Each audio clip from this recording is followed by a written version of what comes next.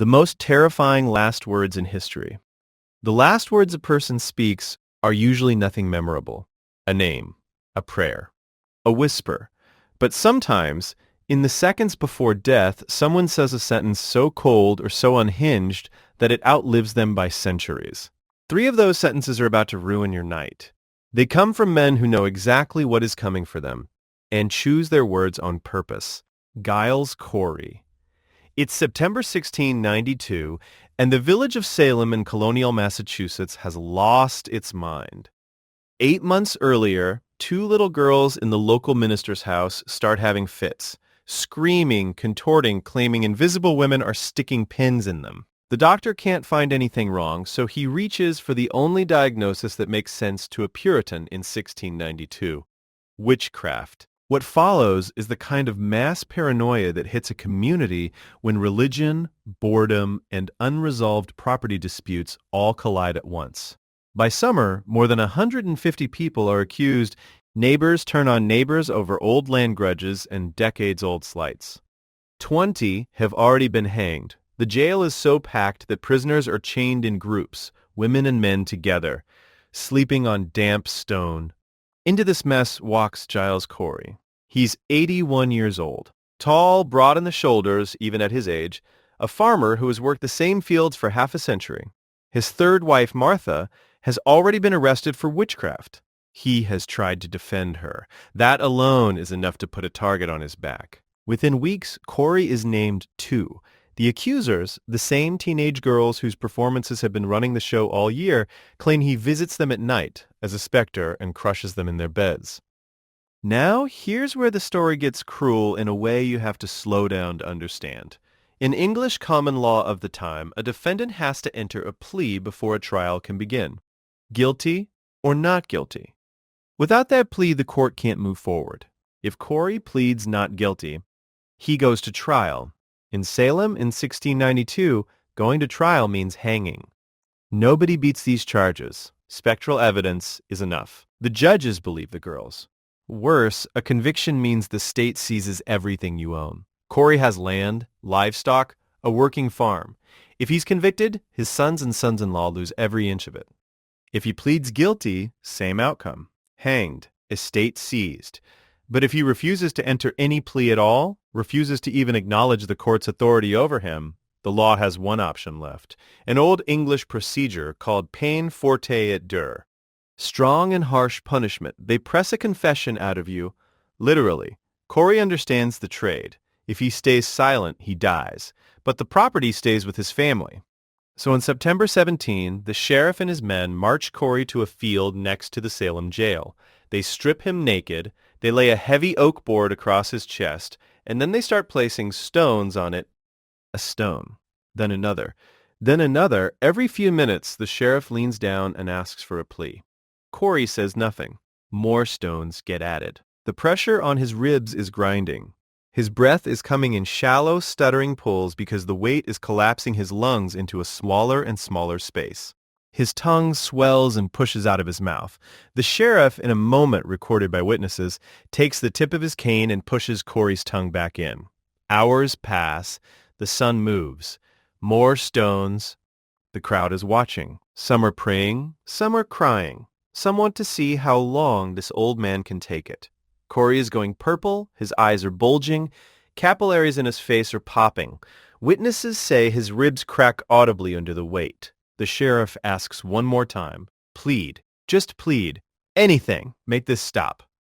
Corey looks up at him. His mouth is full of blood. And he uses his last breath to say 2 words.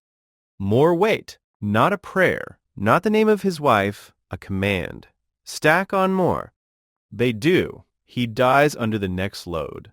Sit with what that line is actually doing. He has spent the better part of 2 days being slowly crushed to death.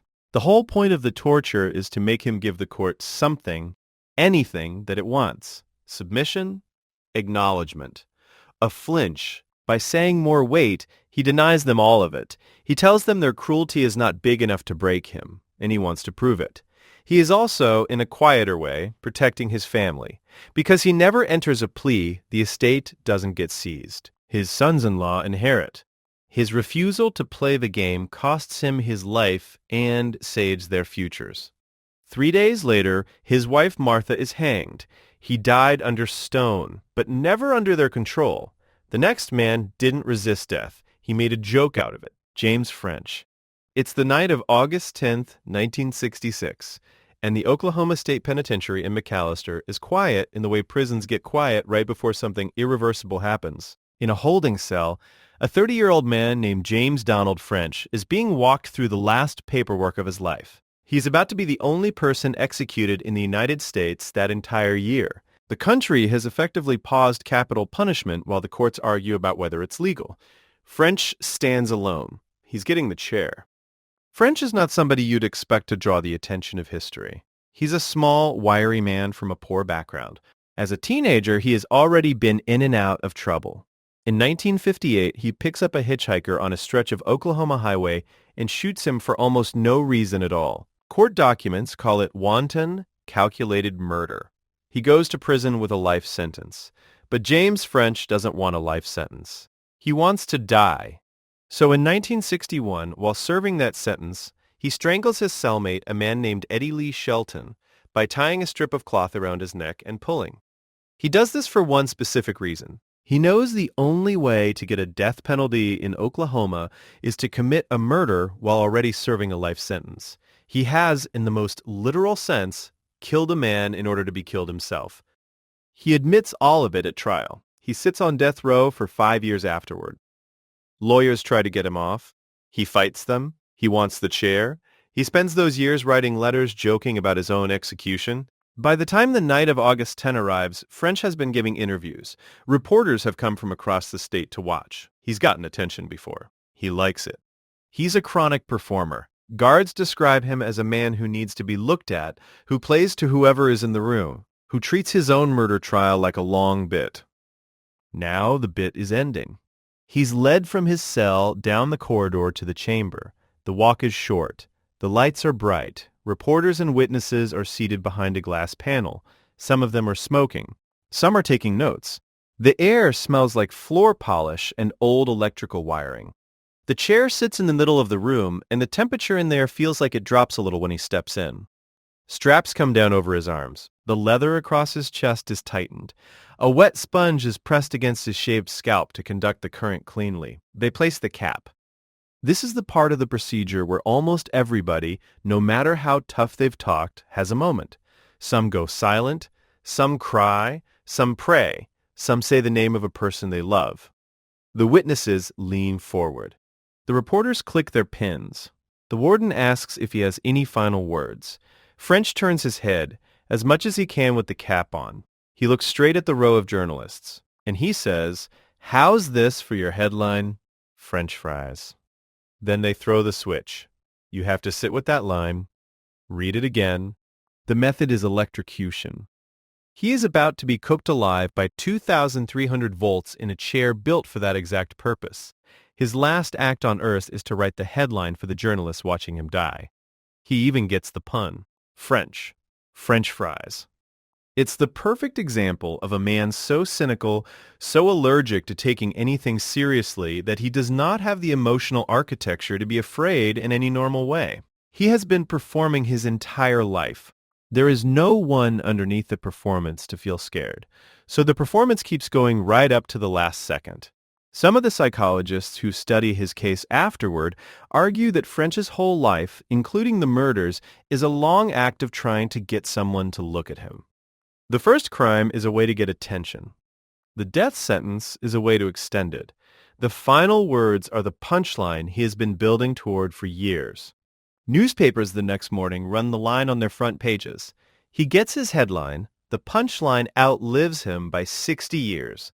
Every serious list of famous last words in the English language now includes it. He turned his death into copy. And now the most disturbing one. Not bravery, not humor. Desire. Peter Kurtman. It's 1929, and the city of Dusseldorf, Germany, is afraid to walk home at night.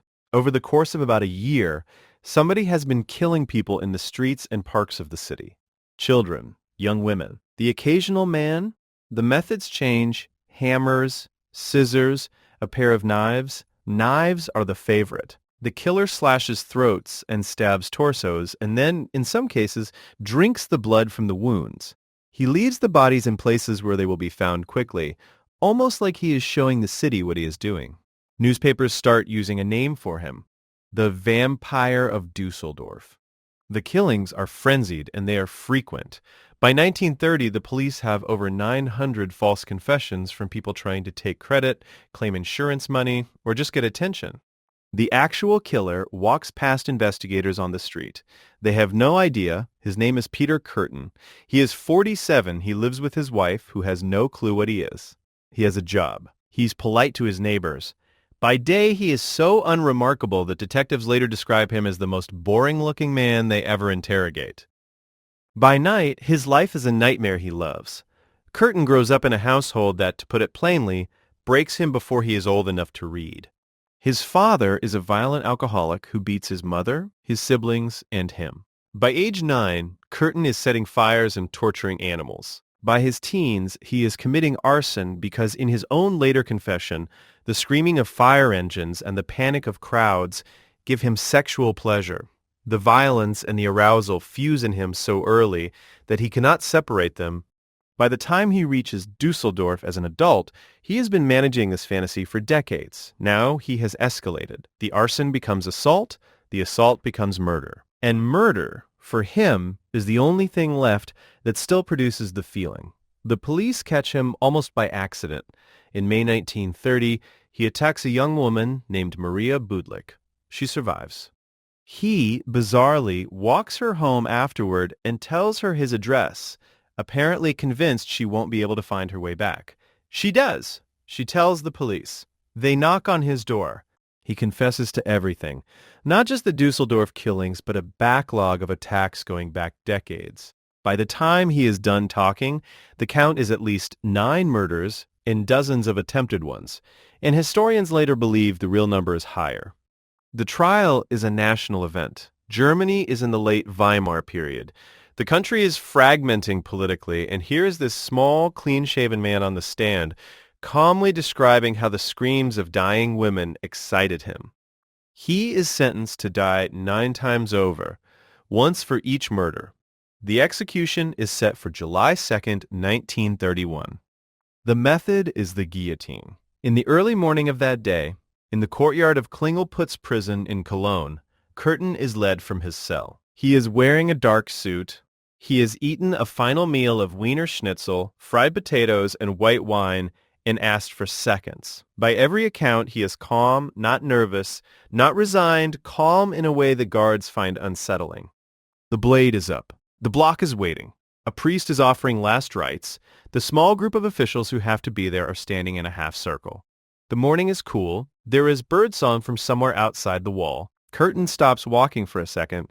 He turns to the prison psychiatrist, a man named Carl Berg, who has been studying him for months, trying to map the inside of his head. And he asks Berg a question. He asks, when the blade comes down, when his head is severed from his neck, will he, for one brief instant, still be able to hear the sound of his own blood gushing from the stump of his neck? He says, that would be the pleasure to end all pleasures. Then he walks calmly to the block. Sit with what just happened in that sentence. Most people in the seconds before their execution are thinking about death.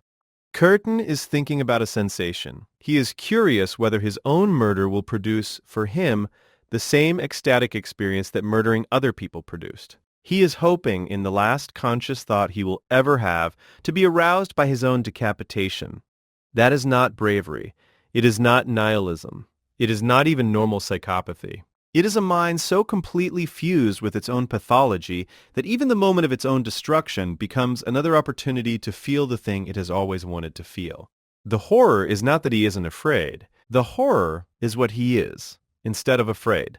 Berg writes about this conversation in his report later. He never forgets it. He spends his career interviewing violent men. He says Kurtman is the only one who frightens him in a way he cannot put into words. The blade falls at 6 a.m. It takes a fraction of a second. Whatever Kurtman hears or doesn't hear in that moment dies with him. These weren't final speeches. They were final confessions. A confession of will. A confession of cynicism. A confession of want. 3 men. 3 doors out of life, 3 sentences that survive the people who said them. Pay attention to what someone says when they have nothing left to lose. It is the truest thing they will ever tell you.